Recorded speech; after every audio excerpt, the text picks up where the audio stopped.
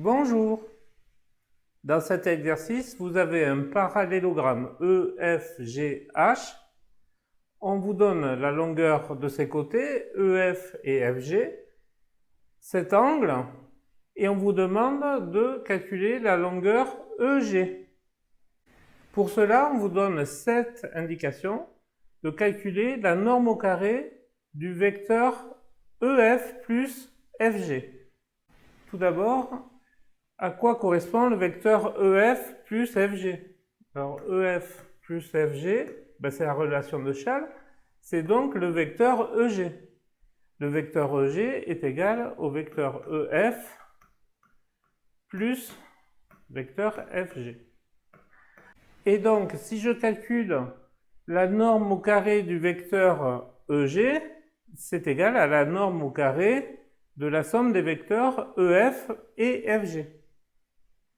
Évidemment, ici, on retrouve la formule de la norme au carré de la somme U, vecteur U plus vecteur V. Alors, cette formule, c'est celle-ci. Soit vous la prenez, soit vous la retrouvez juste à une étape de plus. Vous écrivez U plus V au carré égale U carré plus le double produit 2U scalaire V plus V carré. Donc, voici la formule que l'on va appliquer ici. Le vecteur U, c'est le vecteur EF, et le vecteur V, c'est le vecteur FG. Donc ça me donne donc U carré, c'est-à-dire EF au carré, norme de EF au carré, plus 2 fois le produit scalaire de ces deux vecteurs.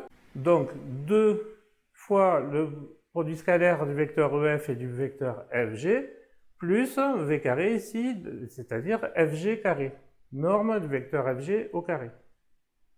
Dans cette formule, la norme du vecteur EF au carré, c'est pareil que la longueur EF au carré. C'est EF carré. On connaît EF, 8.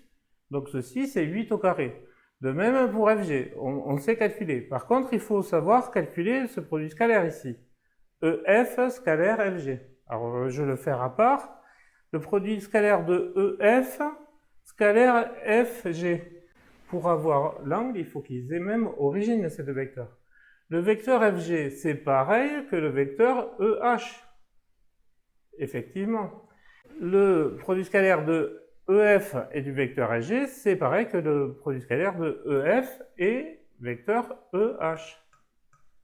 Alors, sous cette forme, on voit l'angle formé par le vecteur EF et EH, c'est-à-dire l'angle FEH, et on l'a dans l'énoncé, et sa mesure, c'est pi sur 4.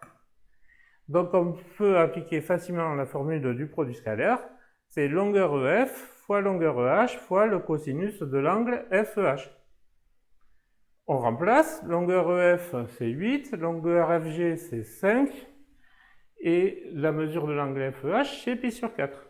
Alors il nous faut connaître le cosinus de pi sur 4, c'est une valeur remarquable, c'est égal à racine carrée de 2 sur 2. Donc je vais remplacer, donc ça me fait 8 fois 5 fois racine carrée de 2 sur 2.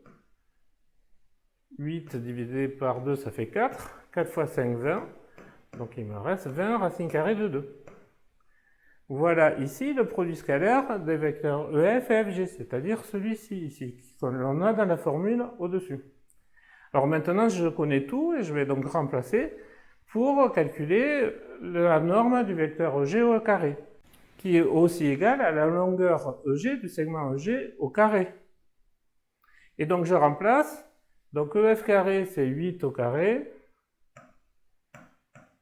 plus 2 fois le produit scalaire, donc 2 fois 20, je vais l'écrire comme ça, 2 fois 20 racine carrée de 2, plus FG carré, et FG ici il vaut 5, donc plus 5 au carré.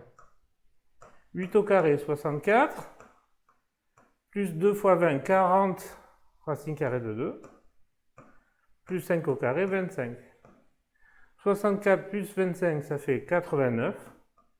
Donc ceci est égal à 89 plus 40 racine carrée de 2. Voilà à quoi est égale la longueur EG carré. Pour avoir la longueur EG, je vais prendre racine carrée de ce nombre. Alors ça existe, vu que ce nombre est positif. 89 est positif, 40 racine carrée de 2 est positif. Donc c'est un nombre positif, donc je veux prendre la racine carrée.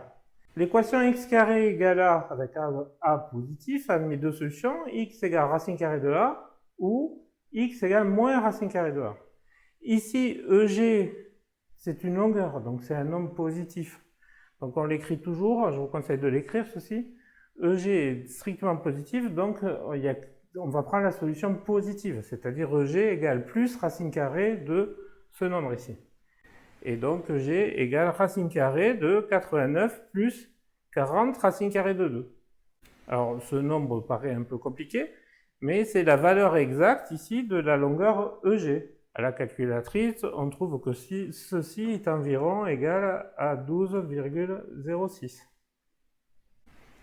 Voilà, j'espère que vous avez compris cet exercice qui utilise cette formule et qui permet, dans un parallélogramme dont on connaît la longueur des côtés et dont on connaît un angle, de calculer la longueur de la diagonale qui correspond à cet angle.